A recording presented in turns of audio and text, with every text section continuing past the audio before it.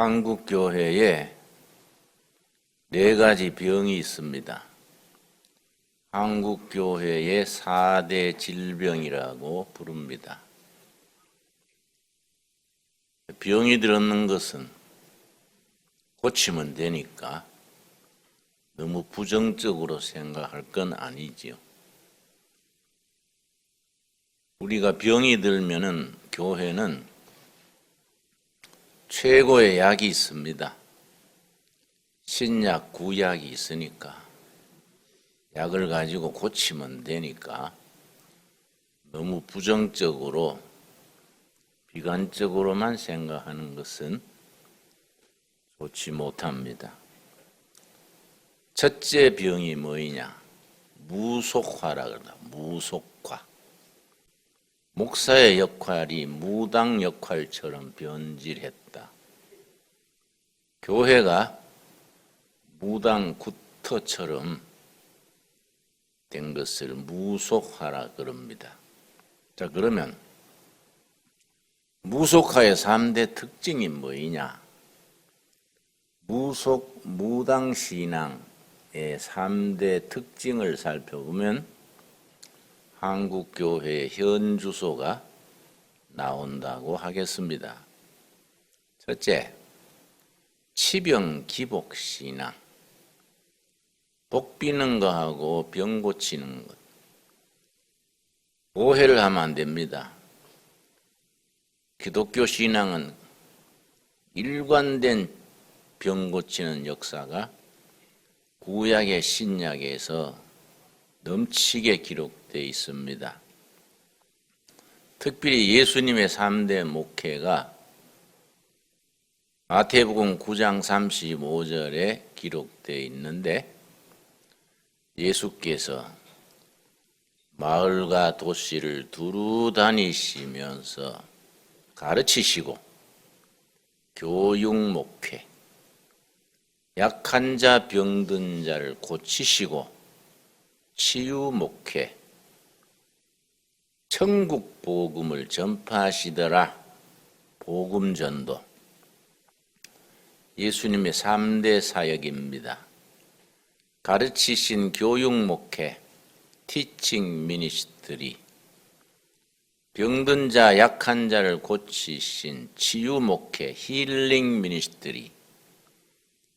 예수님 때로부터 오늘에까지 교회는 끊임없이 병 낫는 역사, 상한 마음이 회복되는 역사, 낙심하는 영혼이 용기를 가지는 역사가 이어져 와야 합니다. 그걸 복음 사건이라 그럽니다. 교회는 복음 사건이 늘 일어나야 살아있는 교회가 됩니다. 그런데 거기에 빠져버리면 안 되지요. 치병 기복, 복 빌고 병 고치는 것을 교회 본무처럼 그걸 너무 내세워버리면은 본질이 빠져버리고 병 고치는 것만 두드러집니다. 저도 목회 48년째인데 여러 번 병 고친 열매도 있고 불치병도 고치고 귀신도 쫓아낸 적 있고 하지만은 그 간증은 잘하지 않습니다. 잘못하면 앞뒤가 바뀌어버리기 때문에 복음의 핵심이 먼저 나오고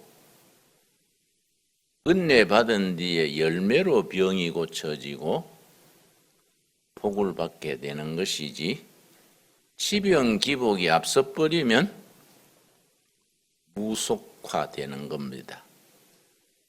무속신앙의 두 번째 특징은 비윤리성 그럽니다. 윤리가 없다는 겁니다. 무당이 굳하고 정직하게 살아라. 그렇게 말한 무당이 없지요.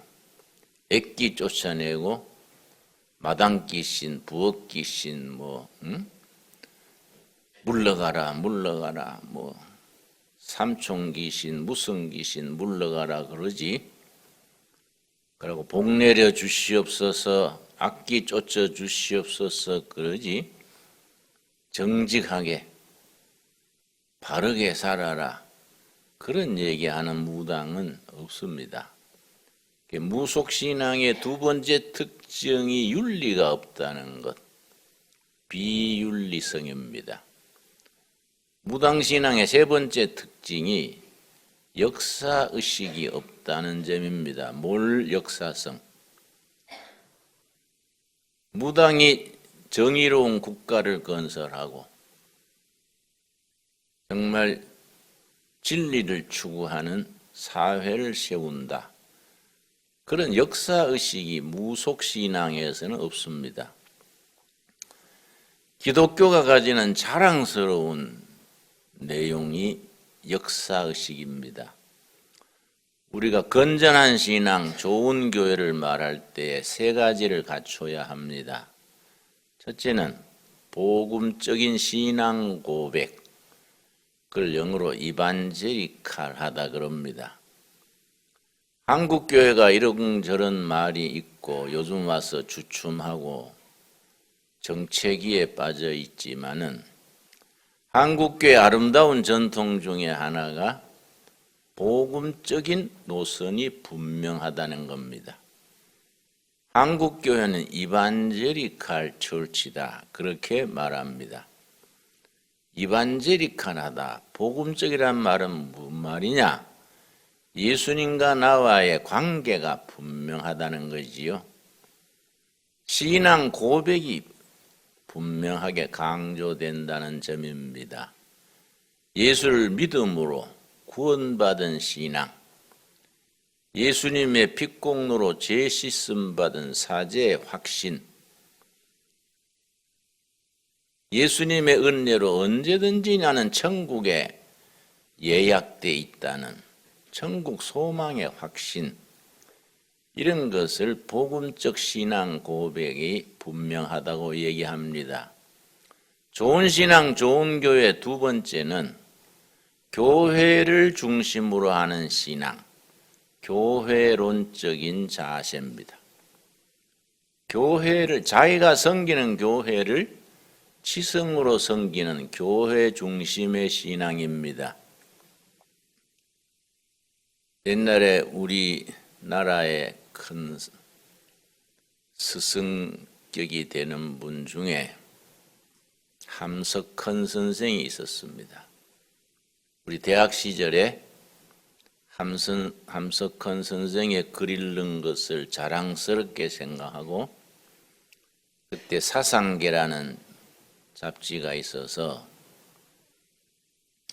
거기에 함 선생이 글을 실으면은 청년들이 많이 읽고 사상계 들고 다니는 것을 지성인인 하나의 표식처럼 여겼던 때가 있습니다.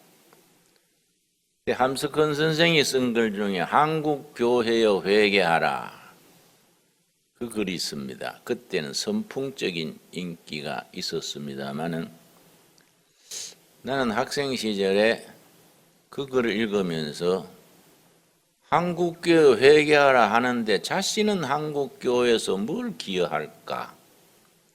서리 집사도 안 하고 교회 직분도 안 맡고 유엔주일 교사를 한다든지 하다못해 새벽기도 때 종을 친다든지 한국교회에 뭔가 충성스러운 봉사를 하면서 한국교회에 회개하라 그래야지 교회 밖에서 그냥 책망하고 돌 던지는 식으로 한국교회 회개하라는 것은 그는 바른 자세가 아니다. 그런 생각을 했었습니다. 지금도 그 생각은 틀리지 않지요. 함석헌 선생님은 나중에 교회를 떠나서 조그마한 교단,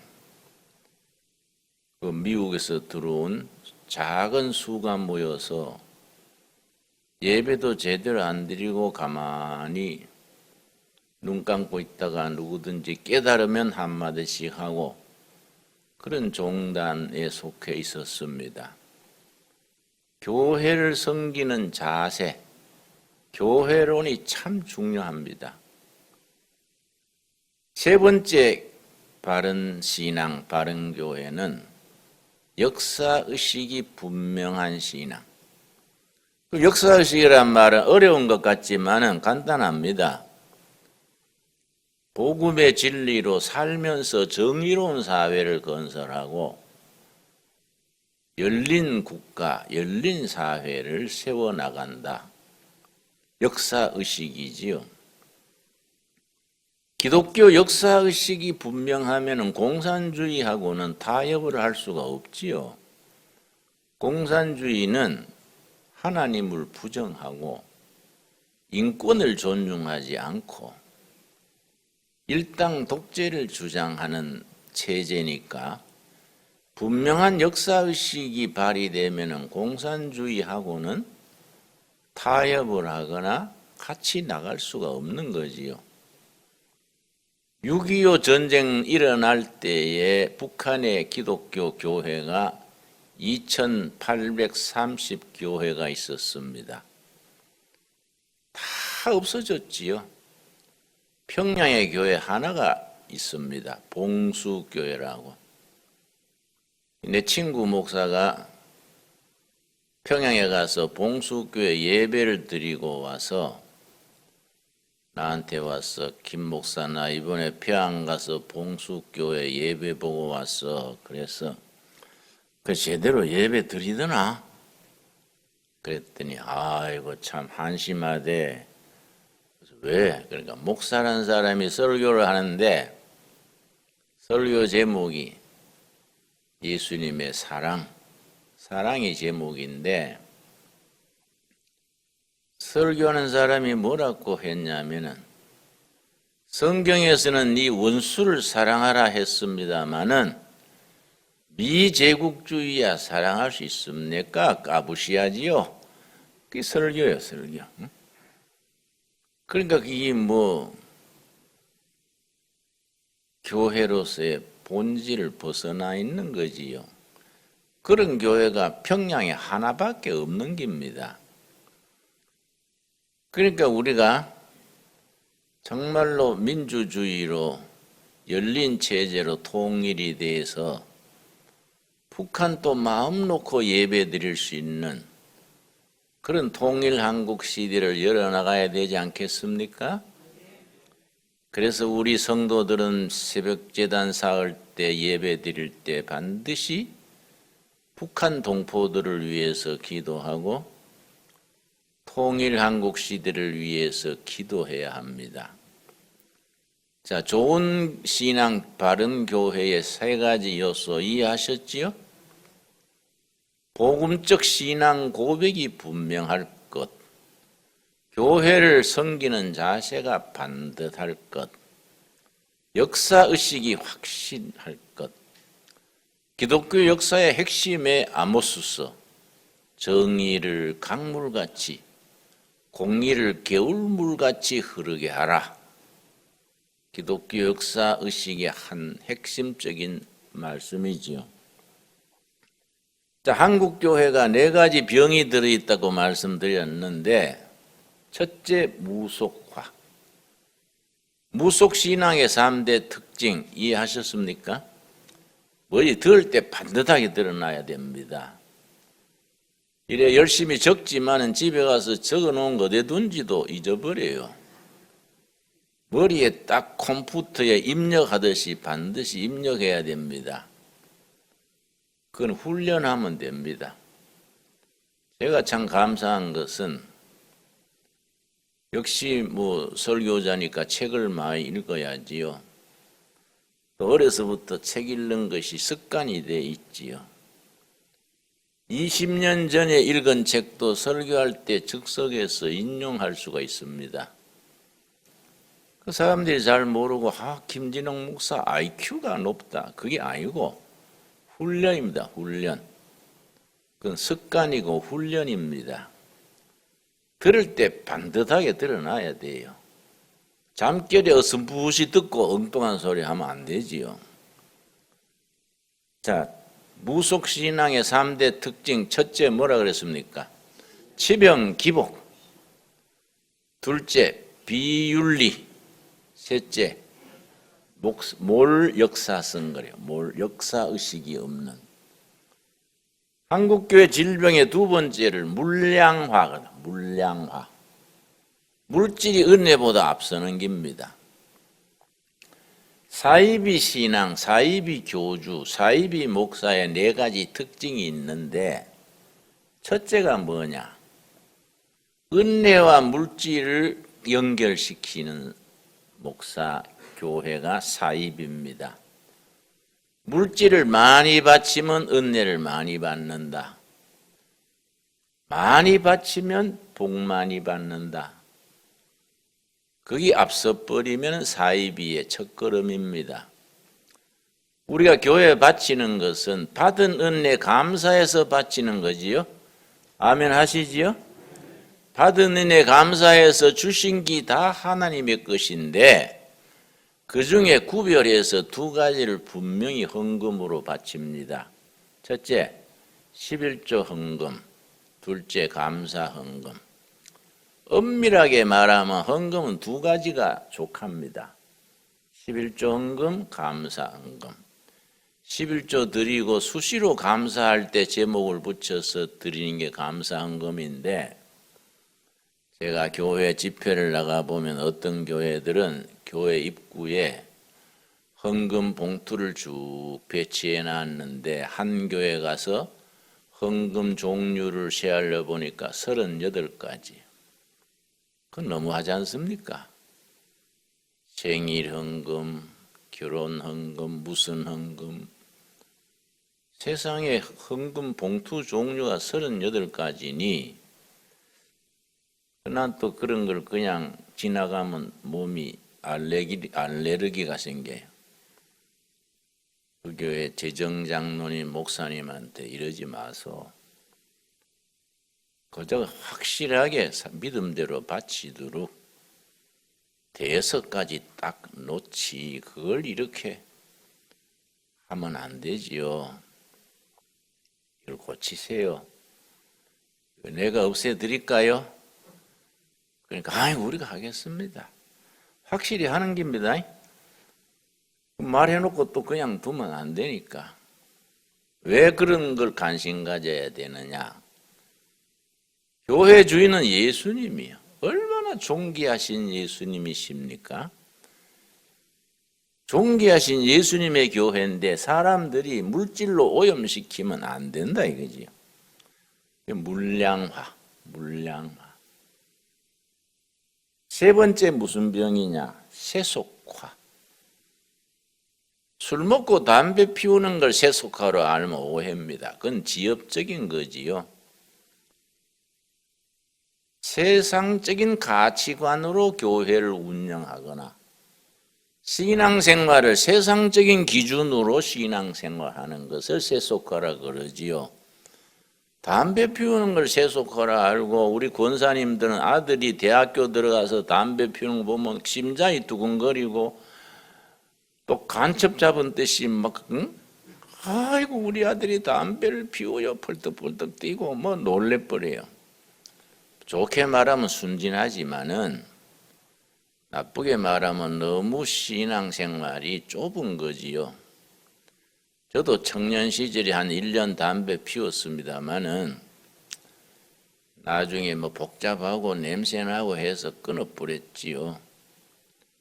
그래서 나는 그 교회 청년들 담배 피우는 거 보면 담배 끊는 요령을 가르쳐 줍니다. 담배 끊는 거 어렵지 않다. 무슨 방법이 있습니까? 안 피우면 돼. 뭐 더 좋은 방법이 있습니까? 그 이상 가는 방법이 없어요. 안 피우면 되는 거지요. 내가 연세대학에 가서 학생 집회를 했는데 설교 마친 뒤에 학생이 예배 설교 마쳤는데 강사님 질문이 있습니다. 그래서 질문하라 그랬더니 담배 피우는 게 죄입니까? 그 내가 열이 나서 야 이 사람아 내가 전매청 직원도 아닌데 어떻게 담배를 묻냐? 자네 좋으면 피우고 안 좋으면 안 피우지 그걸 뭐 묻냐? 그래서 교회에서 죄라고 하니까 묻는 거 아닙니까? 나는 담배 피우는 게 하나님이 기뻐하지 않는다고 믿는다. 하나님이 기뻐하지 않는 걸 하면은 안 좋은 거 아닌가? 그 예수님 때는 담배도 없었는데 하나님이 안 좋아하신다는 무슨 근거가 뭡니까? 그래서 교회를 오래 다닌 청년이니까 그런 걸 말하겠죠. 나는 확실히 증거가 있다. 뭐입니까? 그래서 담배 피우는 게 좋으면 하나님께서 사람을 창조하실 때 머리에 꿀떡을 안 내놨겠냐? 응? 머리에 꿀떡이 없는 걸 보면 담배 피우는 게 안 좋은 거 아니냐? 말이 되지요? 우리가 상식적으로 간단하게 생각해야지 그걸 가지고 뭐 성경 들먹거리고 하는 게 아니죠. 세속화란 것은 그런 차원이 아니고 세상적인 가치관, 세상적인 풍속, 거래 이런 것이 교회에 들어와 가지고 교회를 오염시키는 것을 세속화라 그럽니다. 교회에 다분히 그런 요소들이 많이 들어와 있습니다. 그래서 장로님을 뽑을 때 세상 유지라고 뽑는 게 아니에요. 회사의 큰 부자 사장이라고 뽑는 게 아니에요. 왜냐? 회사 사장님을 장로님으로 뽑아놓으면 당회할 때 회사 경영하듯이 생각하는 거예요. 물질이 있든 없든 사회 유지든 뭐 기름종이든 아니든 말씀대로 살라고 애쓰는 사람을 성도들을 위해서 중복기도 하고 교회 앞장서서 섬기는 사람들을 장로님으로 뽑아야 되지 않습니까? 안 그렇습니까? 이런 것들이 세속적인 데 휩쓸리면은 세상 유지를 자꾸 뽑는 거예요. 자, 네 번째가 뭐냐? 귀족화래, 귀족화. 우리나라에 복음이 와서 아시아에서 처음 성공한 교회가 된 것은 저 한경도 북청 물장수, 마포의 새우장수, 배안도 백정, 밑바닥 사람들에게 선교사들이 복음 전하기 시작해서 그래서 한국교회는 아시아에서 처음 성공한 교회가 됐습니다. 한국교회는 바닥에서 위로 성공한 교회지요. 일본 교회는 왜 실패했느냐? 들어올 때부터 귀족, 지식인, 상류사회로 교회가 들어왔습니다. 그래서 퍼져나가지를 못했어요. 뭐 귀족들이나 학자들이 뭐 자기 이름 가지고 그랬지 몸 던져서 전도하는 그런 열심이 없지요. 한국교회는 백정하다 예수 믿고 나니까 하나님이 백정 또 제사장이라 그래. 야, 나도 제사장이구나. 엄청 귀하구나. 그 베드로전서 2장에 왕 같은 제사장이요 거룩한 백성이요 하나님의 소유다. 베드로전서 2장 기억나시지요?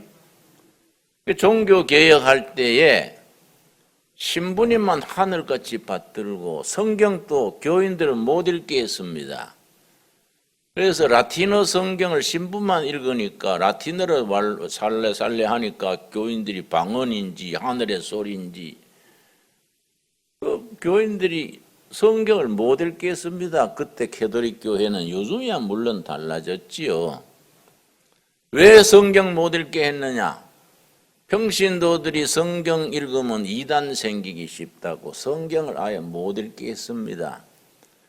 그래서 마르틴 루터가 6개월간 어떤 성에 숨어 있으면서 신구약 성경을 6개월간 번역했습니다. 참 독일 사람들이 대단한 것이 지금 또 독일어의 표준 독일어를 마르틴 루터가 번역한 성경의 단어가 표준 독일어입니다. 그러니까 성경을 일반 국민들이 읽어보니까 예수 믿으면 왕 같은 제사장이다 나오니까 서양에서도 백정과 대장간 하는 사람들을 천시했습니다. 성 안에 들어오지 못하고 성 밖에 집 짓고 살면서 짐승 잡는 백정터 대장간 두게 했지 성 안에는 못 들어오게 했습니다. 천민, 하층민으로 대접했는데 그 사람들이 마르틴 루터가 번역한 성경 읽어보니 아니다 이거예요. 예수 믿고 나니까 왕 같은 제사장이 된 거예요. 야, 신부님만 제사장이 아니고 나도 제사장이구나. 어깨에 힘이 들어가고 자부심이 생겨서 백정이 어때서? 자기 가문의 성을 아예 백정이라고 썼어요. 베처러라는 게 독일어로 베처러가 백정입니다. 독일에 가면은 가문의 성이 베처러가 있어요. 그리고 대장간쟁이가 영어로 스미스입니다. 스미스. 미스터 스미스. 미스 스미스. 그만큼 신앙이 사람의 긍지를 심어주고 자부심을 심어주는 겁니다. 맨날 백정하고 물장사하고 새우장사하다가 맨날 천시받았는데 예수 믿고 나니까 야, 굉장하구나. 양반이 씨가 따로 있는 게 아니구나. 복음 깨닫고 예수 믿으면 땅의 백성이 하늘 백성 진짜 양반이 되는 기구나. 이렇게 해서 사람들이 민중의식이 시민의식이 생기고 한국이라는 나라가 조선시대의 침체를 벗어나서 발전하는 데에 개신교가 결정적인 역할을 했다는 겁니다. 이런 것들이 이제 참 중요한 거인데 그렇게 바닥에서 예수 믿어가지고 복받게 되니까 이게 밑바닥은 잊어버리고 전부 귀족화가 된 거지요. 목사가 되면은 뭐 귀족처럼 대우받고 목사가 되면은 고급차도 타고 우리 소망교회 목사님 하던 곽선희 목사님이 있습니다. 신학교 학생 때 와서 강의를 하셨는데 이름을 지명해서 죄송합니다만은 뭐이든지 확실히 하려면은 구체적으로 말하는 게 좋다 하긴 내 주관입니다. 강의하면서 나는 차가 미국의 멀큐리인가 그런 게 있습니다. 외제차를 탄다고. 그 시대는 아주 외제차가 아주 비쌀 때입니다. 전국에 몇 명 안 탈 때 목사람이 이렇게 외제차도 탈 수 있고 나는 1년에 내가 재량껏 쓸 수 있는 예산이 13억이다. 그래서 요새 대학 졸업하고 신학교에 들어온 사람들이 만만찮지요. 밑에서 질문이 터지기를 목사님 그 외제차 타는 걸 후배들한테 자랑으로 하십니까? 예수님이 외제차 탔습니까?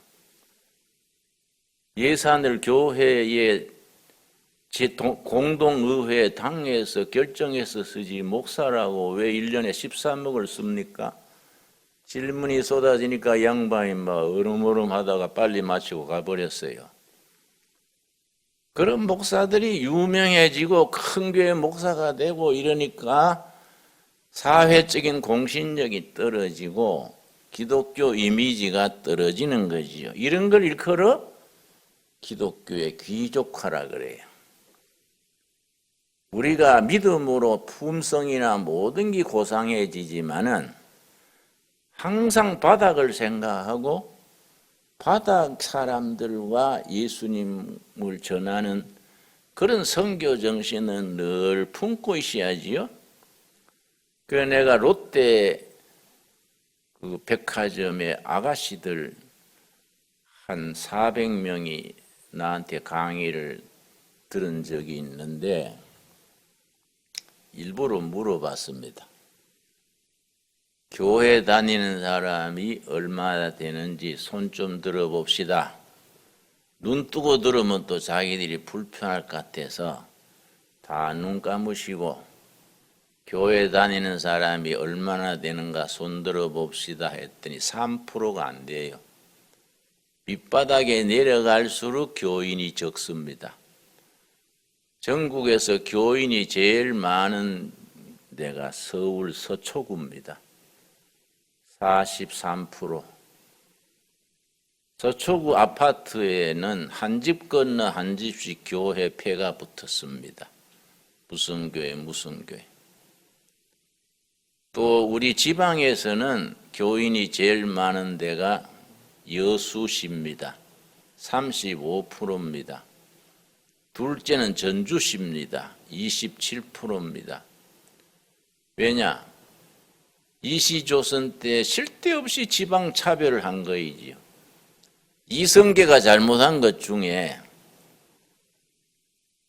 10가지 정치를 이렇게 하라 유훈을 남기면서 경국대전이라는 걸 남기면서 함경도와 호남 사람은 질이 안 좋으니 관에 등용하지 말아라.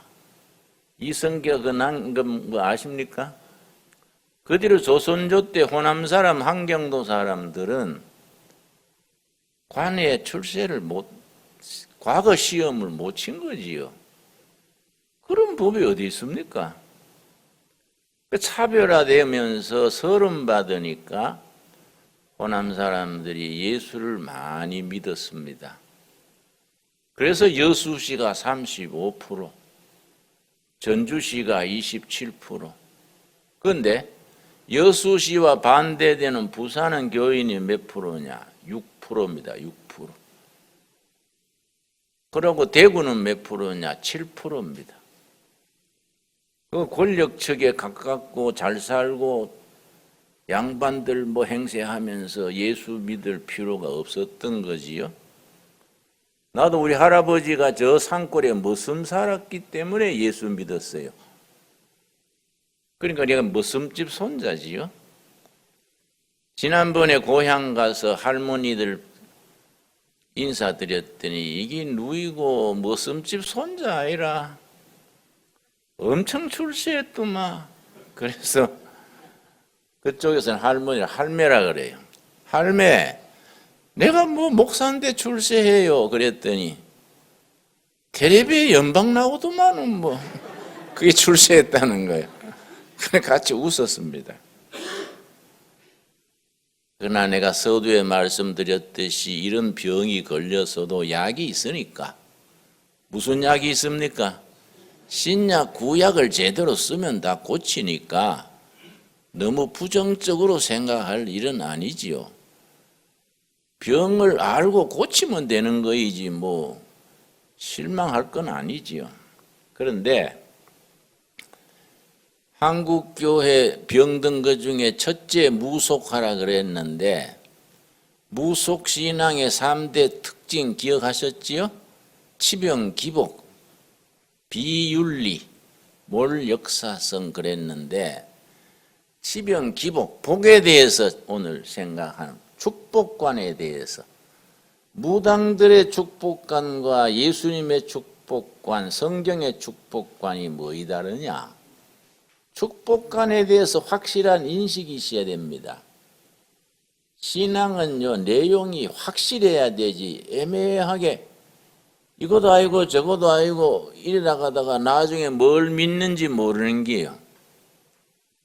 권사도 되고 안수 집사도 되고 수십 년 믿었는데 믿는 내용이 확실치 않아요. 그거는 초상집에 가서 밤새 울고 새벽에 가서 우리가 누가 죽어서 울지? 이런 거 비슷하다. 실컷 믿고 뭘 믿는지 모르면 그게 되겠습니까? 그 신앙 고백이 확실해야 돼요. 자, 성경적인 축복관에 대해서 오늘 주제인데 서론이 길었습니다. 창세기 1장 28절 말씀, 창세기 1장 28절 말씀.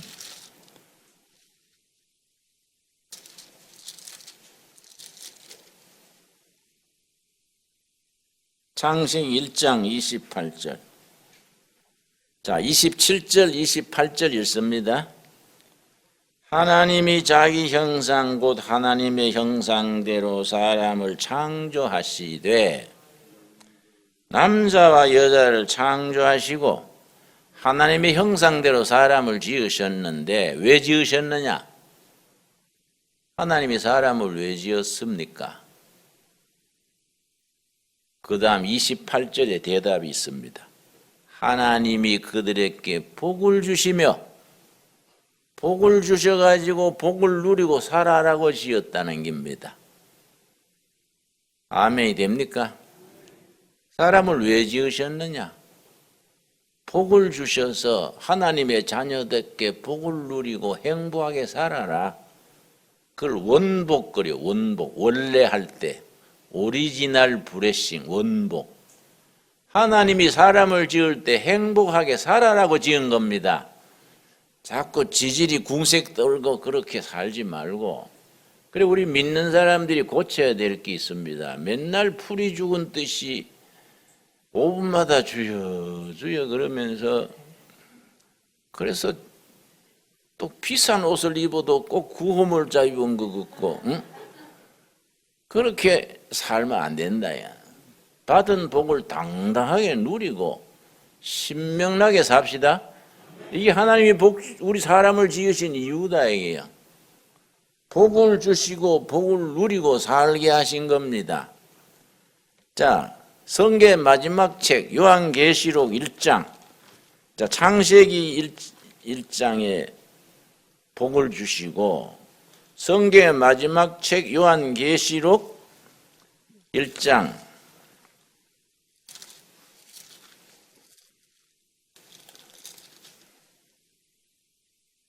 3절 말씀, 1장 3절. 이 예언의 말씀을 읽는 자와 듣는 자와 그 가운데 기록한 것을 지키는 자는 뭡니까? 복이 있나니 때가 가까움이라. 말씀을 읽는 자, 듣는 자, 지키는 자는 복이 있다. 창세기 1장에서 복이 나오고 마지막 요한계시록에서 복이 나오는 겁니다. 그 성경은 계속 복을 가르치고 말씀하시는데 그 복의 질이 무당신앙의 복하고는 차원이 달라야 된다 이거지요. 그래서 시편 1편에 복 있는 사람으로 시작됩니다. 시편 1편 1절. 시편은 150편으로 되어 있는데 150편의 서론이자 전체 요약이 시편 1편입니다. 시편이 참 중요합니다. 시편 1편 1절 말씀. 복 있는 사람은 복으로 시작하지요? 어떤 사람이 복 있는 사람이냐? 악인들의 꾀를 쫓따르지 아니하며 악인들의 궁리, 영어 성경은 카운슬링. 악인들이 충고해주고 꾀쓰는 대로 따라가지 않는다. 죄인들의 길에 서지 아니하며 오만한 자들의 자리에 앉지 아니하고. 2절이 어떤 사람이 복 있는 사람이냐? 2절 같이 읽읍시다. 오직 여호와의 율법을 즐거워하여 그의 율법을 주야로 묵상하는도다.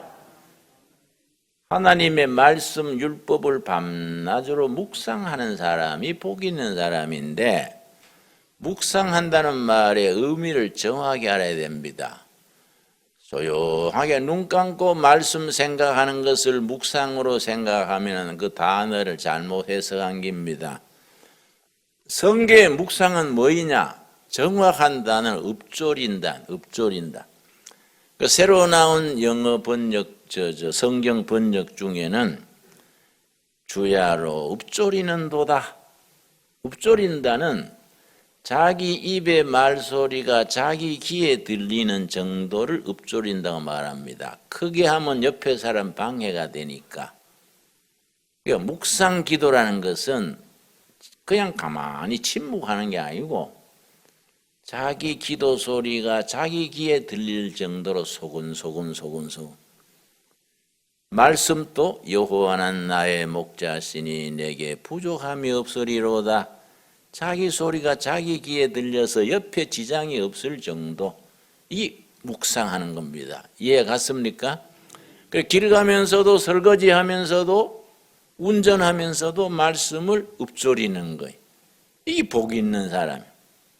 그런데 말씀을 늘 읊조리는 사람은 어떤 복을 받느냐? 3절입니다. 3절. 3절에 복 받는 내용이 나옵니다. 그는 시냇가에 심은 나무가 철을 따라 열매를 맺으며 그 잎사귀가 마르지 아니한 같으니 그가 하는 모든 일이 형통하리로다. 이 복을 여러분 꼭 누리게 되기를 바랍니다. 그가 하는 일이 다 형통하게 된다. 막힘이 없이 술술 물 흐르듯이 잘 풀려나간다. 자, 시냇가에 심은 나무와 같은 복이다. 왜냐? 시냇가에는 항상 물 근원이 가까워서 가물 때도 뿌리에 물이 늘 공급되는 거지요. 그래서 성경의 물이란 건 뭘 상징합니까? 성령이 성령. 시냇가에 심은 나무가 늘 물에 가까워서 물을 공급받는다는 것은 영적으로 성령과의 교통이 끊어지지 않는다. 그게 복 있는 사람이에요. 그리고 가뭄에도 마르지 않고 시절을 따라 열매를 맺고 이런 나무와 같은 복을 받아서 하는 일이 다 형통하리로다.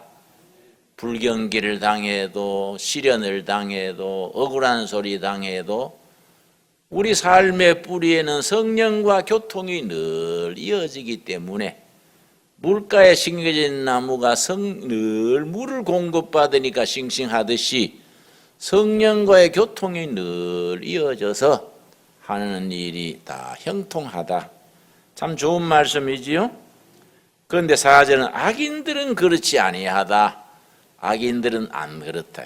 자, 그런데 성경에 나오는 복의 핵심에 대해서 에베소서 1장 여러분이 성경을 전체로 볼 수 있는 안목을 길러야 됩니다. 에베소서 1장. 우리가 QT라고 있지요. QT. Quiet Time. 경건의 시간을 매일 가지는데 참 좋은 전통이지요.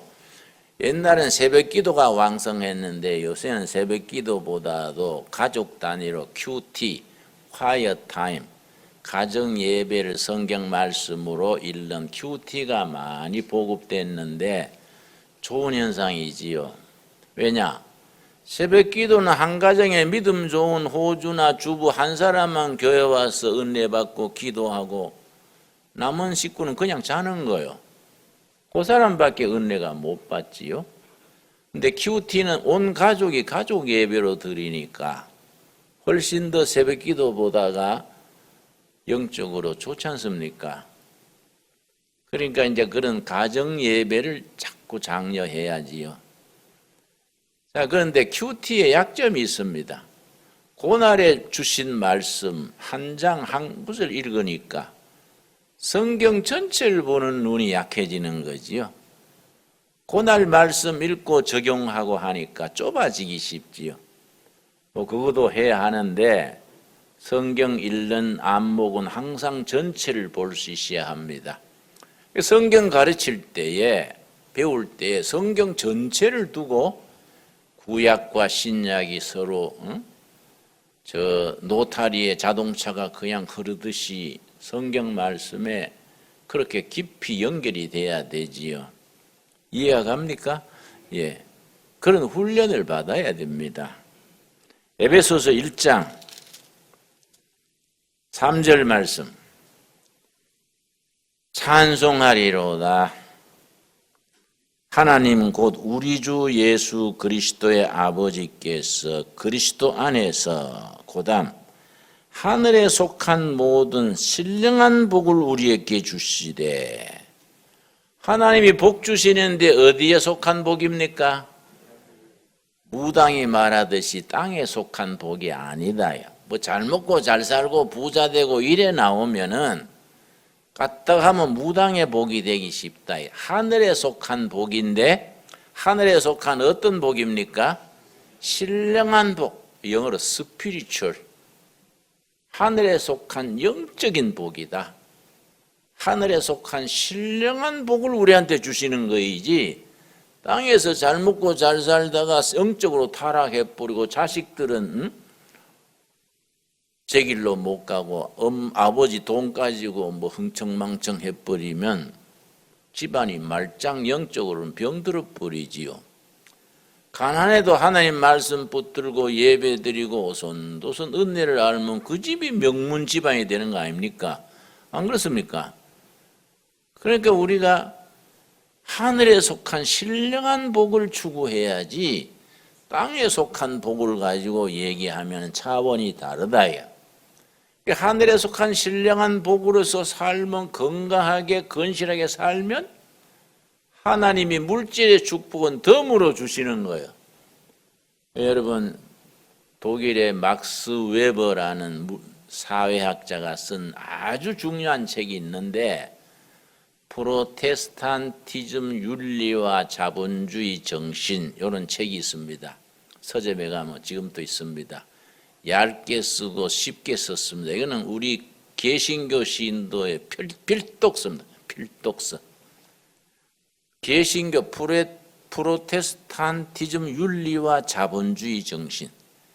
지금 우리 자본주의, 경제는 자본주의, 정치는 민주주의, 사회는 복지주의로 살아가는데, 자본주의를 낳은 어머니가 개신교다야. 프로테스탄티즘이다 이거지. 그걸 사회적으로 쭉 분석을 한 겁니다. 막스 웨버라는 독일의 아주 참 불세출의 사회학자가 독일 사회를 가만히 관찰을 해보니까 종교가 없는 사람보다 종교 있는 사람이 빨리 부자가 돼요. 종교인 중에도 불교, 유교, 마호메트교, 다른 종교보다 기독교인들이 빨리 성공해요. 기독교인 중에도 캐톨릭 신자보다 프로테스탄트, 개신교 신자가 빨리 사회에 진출하고 빨리 재물을 모으고 빨리 부유해지는 겁니다. 막스 웨버가 그걸 관찰을 한 겁니다. 왜 그럴까? 왜 무종교인보다가 종교인이 빨리 성공하고, 종교인 중에 타종교보다가 기독교인이 빨리 성공하고, 기독교인 중에 독일은 캐톨릭 개신교가 반반입니다. 캐톨릭 신자보다가 개신교가 빨리 사회에 진출하고 부자가 된다. 우리나라도 국회의원이 300명인데 127명이 개신교입니다. 캐톨릭이 70명입니다. 불교는 42명입니다. 그런데 숫자는 불교 신자는 저거들이 더 많다고 맨날 그러지요.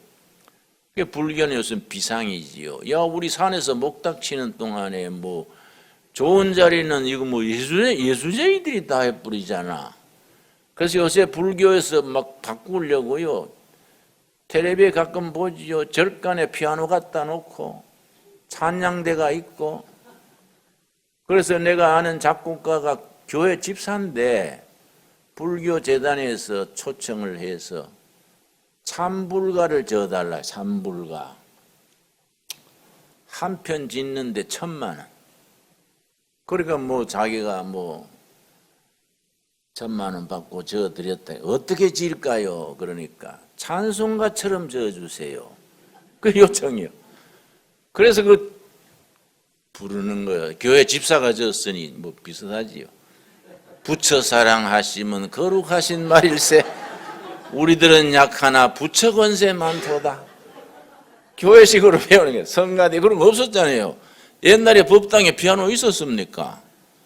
그러고 법회 열대 옆에 성가대가 있고 뭐 그래가 뭐 판불가 부르고.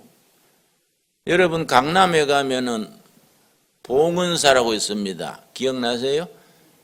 강남에 그 인터컨티넨탈 호텔 뒤에 봉은사가 있는데 아주 돈 많은 교회로 유명해요. 관광삼아 한번 법회 한번 가보십시오. 놀랍니다. 순복음교회 예배 드리는 것 같아요. 옛날엔 뭐 경연기 마하반야 이러지 않습니까? 마하반야 바람일다 간다 남함이 다불간생. 순복음교회 같아. 순복음교회 완전히 뭐 할렐루야 아니고 불렐루야지. 불렐루야. 그렇게 해야 잘 된다는 거야. 교회 닮으려고. 신기해요.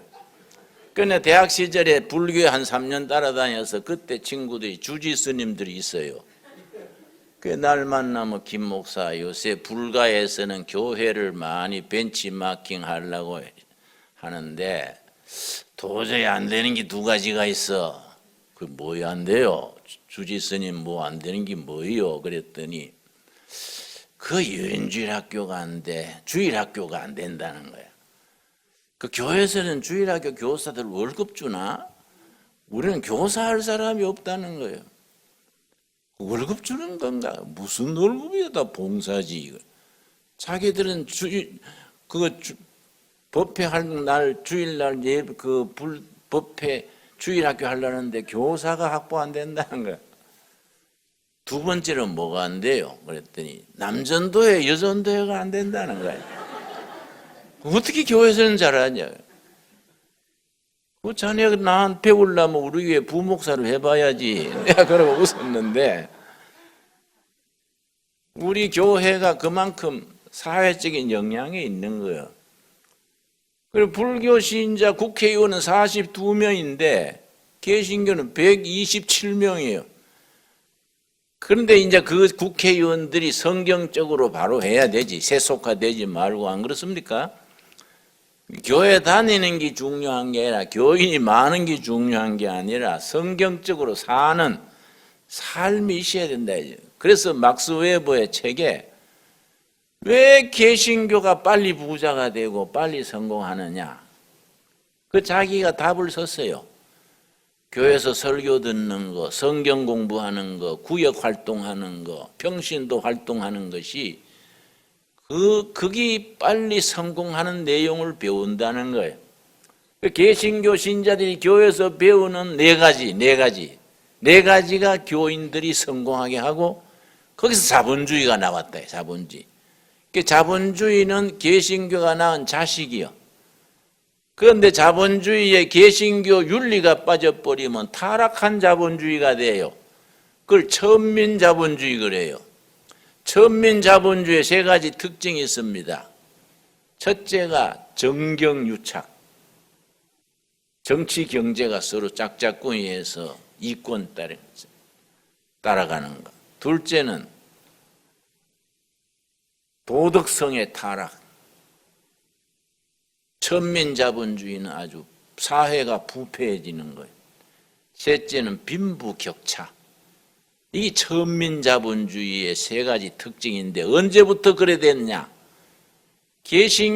자본주의의 어머니인 개신교 신앙을 버리니까 천민자본주의가 되는 거예요. 이해가지요? 그래서 자본주의가 살아나려면 프로테스탄트 신앙이 뒷받침돼야 되는데 그 네 가지요. 개신교 신자들이 교회에서 배우는 건 네 가지. 첫째, 정직. 둘째, 근면. 셋째, 성실. 넷째, 책임감과 절약. 이런 것들이 교회에서 배운다 이게. 자기 수입이 1,000만 원이면 11조원금 100만 원을 내고 900만 원 자기 겁니까? 하나님 거다 해 그것도. 그러니까 자기 마음대로 쓰는 거는 신앙이 없는 거지. 저축하고 절약해서 저축을 하니까 이게 재투자가 돼서 산업이 일어난다 이거지요. 또 교회를 중심으로 깨끗하게 사니까 술 안 먹지요, 담배 안 피우지요, 낭비 안 하지요, 저축하지요. 건강하게 사니까 자본이 축적이 되고 사회 진출이 빠르고 빨리 성공한다는 거예요. 그걸 이론적으로 사회학 이론으로 쓴 것이 막스 웨버의 프로테스탄티즘 윤리와 자본주의 정신. 꼭 기억하십시오. 이런 책은 우리가 다 읽어야 돼요. 우리 교회도 앞으로 집사가 되려면 그 책 읽어야 집사 시키는 뭐 그런 게 있어야 돼요. 맹숭하게 그냥 무식하게 그냥 믿습니까? 아멘, 아멘 가다가 나중에 뭘 믿는지 몰라, 뭘 믿는지. 그래가지고 우리 어릴 때는 안 그랬는데 부흥사들이 중간에 배려놨어요. 이 교회는 왜 이래 아멘이 없노?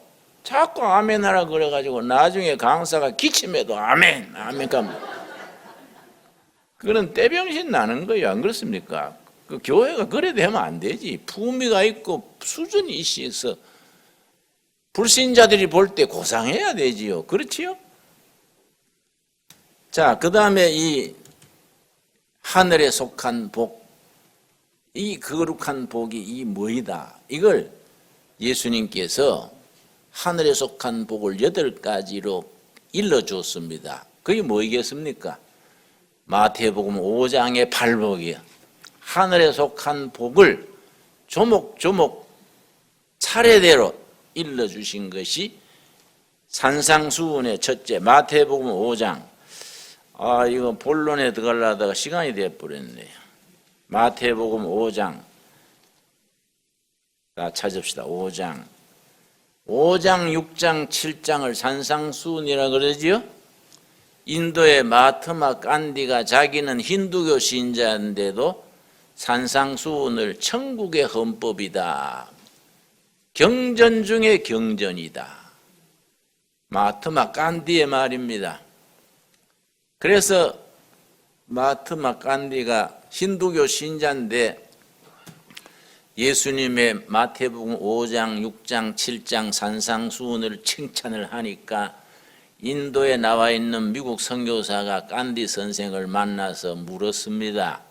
간디 선생님, 당신은 힌두교 신자면서 그렇게 산상수훈을 격찬을 하시는데 인도 민중이 예수를 믿게 하려면 어떻게 하면 되겠습니까?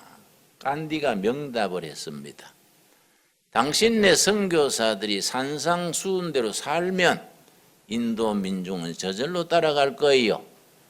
선교사가 할 말이 없지요. 그대로 못 사니까.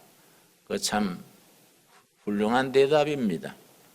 5장 1절 예수께서 무리를 보시고 산에 올라가 앉으시니 제자들이 나온지라 산에 올라가셔서 가르쳤다고 산상수훈. 누가복음 5장에는 평지에서 비슷하게 가르쳤다고 평지수훈 그렇게 부릅니다. 마태복음 5장, 6장, 7장은 무슨 수훈? 산상수훈, 산에서 가르쳤었다고. 누가복음에서는 무슨 수훈?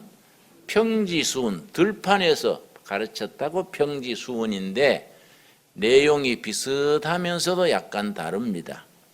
자, 2절 입을 열어 가르쳐 이르시되 3절 심령이 가난한 자는 복이 있나니 천국이 그들의 것이며 성경적인 복이 하늘에 속한 신령한 복을 8가지로 가르쳤어요. 첫째가 심령이 가난한 자는 복이 있다. 무슨 복이냐? 천국이 그 사람들의 것이다. 성경 원문에는 마카리 오이 복이 있도다. 심령이 가난한 자들이여 천국이 그들의 것이도다. 심령이 가난한다는 의미가 3가지입니다. 그러니까 성경의 의미를 정확하게 알아야 돼요. 이 순서 하나하나가 아주 절묘합니다. 그래서 심리학의 대가가 팔복을 읽고 감탄을 하기를 정신분석학에서 정신치료하는 그 과정과 팔복의 순서가 정확하게 맞아떨어진다는 거야. 예수님이 위대한 천재라고.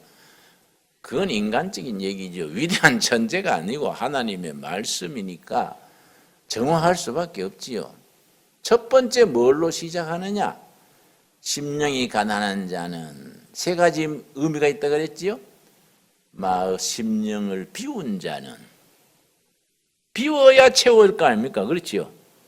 심령에 온갖 쓰레기가 가득 차 있는데 어려서부터 온갖 상처, 욕심, 원망, 시비, 쓰레기통 같아요. 이걸 그대로 두고는 복을 주어도 담을 데가 없지 않습니까? 이걸 다 쓰레기를 비워놓고 빈 그릇이 돼야 복이 들어간다 이게요. 첫째는 심령을 비우는 자는 복이 있나니 그 비운 자리에 천국이 들어간다. 이해가지요? 두 번째, 심령이 가난하다가 뭐이냐? 겸손한 자는 복이 있나니. 그래서 한문 성경에서는 아예 번역을 심령이 겸손한 자는 이렇게 번역했어요. 한문 성경에는 하나님이 가장 기뻐하시는 덕목이 겸손입니다. 겸손의 반대가 뭡니까? 교만입니다. 하나님이 가장 싫어하시는 인간 성품이 교만. 가장 기뻐하시는 건 겸손. 그 심령이 겸손한 자는 복이 있나니 그 겸손한 마음에 하나님의 나라가 들어간다. 세 번째, 심령이 가난하다는 말. 세 번째, 깨끗한 자는. 얼룩덜룩 욕심들이 뒤엉켜 있으면 그 복이 들어가겠습니까? 심령이 깨끗한 자는 복이 있나니. 미스터 크린. 나이 들어갈수록 느끼는 게 있습니다. 깨끗한 게 복이다. 깨끗하게 살한 것이 나이 들수록 복이에요. 뭐 복잡하게 뭐 꼬이고 이러면 이게 참 문제거리라. 우리가 좀 가난하고 덜 유명하고 해도 깨끗하게 살아서 노후에 편안할 수 있기를 바랍니다. 미스터 크린, 미세스 크린. 그래서 천국까지 쭉 들어가는 거예요. 그게 얼마나 중요한 복입니까? 그래서 예수님이 8가지 복을 가르치면서 마카리 오이 복이 있도다. 심령이 가난한 자들이여 천국이 그들의 것이미로다. 그런데 영어로는 브레스라는 단어가 축복, 복인데 복 받는다는데 그 어원이 뭐냐? 제단에 피 흘려서 바치는 거예요. 이 브레스예요. 진정한 복은 뭐냐? 하나님 앞에 내 몸을 다 바치는 게 이게 브레스의 어원입니다. 어원. 브레스트, 복 있는 자. 옛날 제사 지낼 때 양을 잡아서 피 흘리고 제단에 번제로 태우지요. 그게 복 받는 단어의 어원이요. 어원. 하나님 앞에 다 바쳐서 하나님 영광 돌리는 것이 복이란 단어의 시작입니다. 하나님께 바쳐서 쓰임받고 축복의 통로가 되는 것이 축복의 출발이다 이거지요. 자, 우리 내일 그 다음에 하기로 하고 3절 우리 한번 같이 읽겠습니다. 심령이 가난한 자는 복이 있나니 천국이 그들의 것이며. 심령이 가난한 자 세 가지. 첫째 뭡니까? 비운 자. 둘째 뭡니까? 겸손한 자. 세 번째 깨끗한 자. 그런 복을 우리가 누릴 수 있게 되기 바랍니다. 예, 기도하겠습니다. 주님 은혜를 감사드립니다. 우리가 하늘에 속한 신령한 복을 누리는 복된 사람 되게 하옵소서. 하나님이 남자와 여자를 창조하시고 복을 주셔서 복을 누리고 살아라고 했습니다. 주신 복을 누리는 복된 성도로 살아가게 하시며 우리가 받은 복을 이웃에 나누는 축복의 통로가 되게 하옵소서. 말씀을 듣는 자, 읽는 자, 지키는 자는 복이 있다 했습니다. 시냇가에 심은 나무가 사철을 따라 물을 공급받듯이 성령과 늘 교통함에 있어서 복을 누리는 우리가 되게 하옵시고 우리 하는 일이 모든 것이 물 흐르듯이 형통함에 이르게 하여 주시옵소서. 예수님 이름 받들어 기도드렸사옵나이다. 아멘.